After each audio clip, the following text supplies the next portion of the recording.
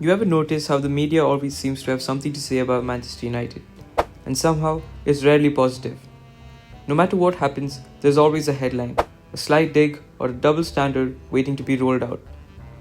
I mean, recently, since we've been playing more or less well, we haven't had to endure as much of this, but think back just a few months and you'll start finding examples. Let's start from one of the earliest ones. Paul Pogba, for example. The man once delivered 4 assists in a single Premier League game. 4.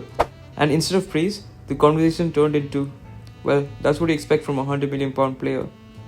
That's not analysis, that's nitpicking. Yet, when other similarly priced players puts in a similar display, the tone shifts. Suddenly, he's a generational talent and worth every penny. It's the inconsistency that stands out.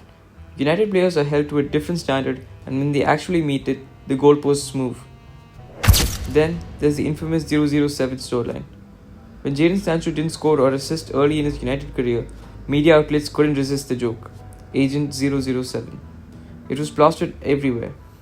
But this season, when Wirtz went through a similar spell, suddenly the tone became sympathetic. He was adapting, developing, finding his rhythm, or he may not produce the goals and assists, but he's definitely important to the team. Interesting how the same style can be a meme for one player and a learning curve for another. It's that kind of selective framing that builds a bigger narrative, one that United fans have been seen playing for years. And look, it's not just about individuals. Think back to the start of this season. The amount of criticism thrown at United was ridiculous. Every dropped point became a crisis.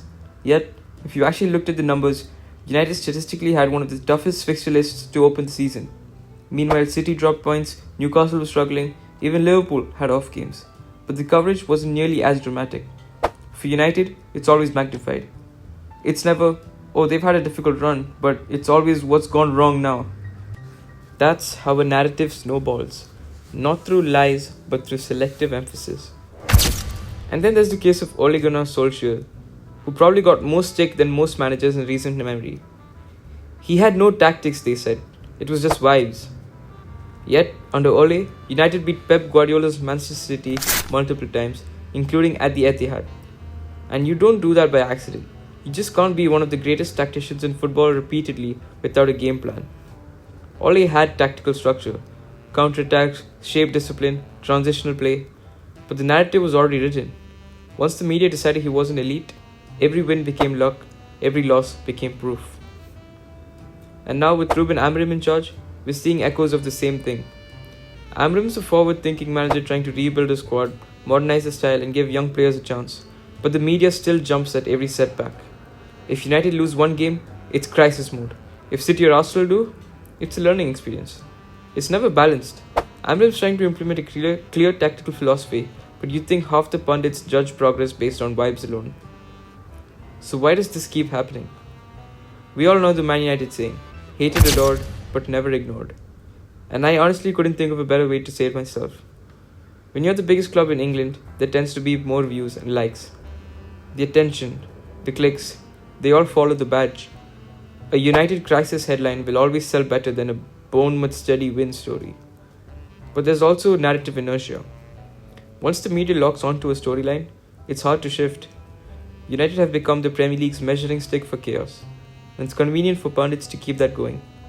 And maybe there's some envy mixed in. United's history, fan base, and global relevance make them the team that everyone loves to talk about, especially when things aren't perfect. At the end of the day, criticism is a part of football. No club is above it. But what United fans are sick of is the imbalance. When the team wins, it's luck. When they lose, it's a meltdown. When players perform, it's expected. But when they struggle, it's a headline. There's no middle ground, no nuance. And until the coverage becomes as balanced as it is for other big clubs, fans will keep calling it what it looks like. An agenda dressed up as analysis. Thanks for watching. Stay tuned for the next one and subscribe to the channel.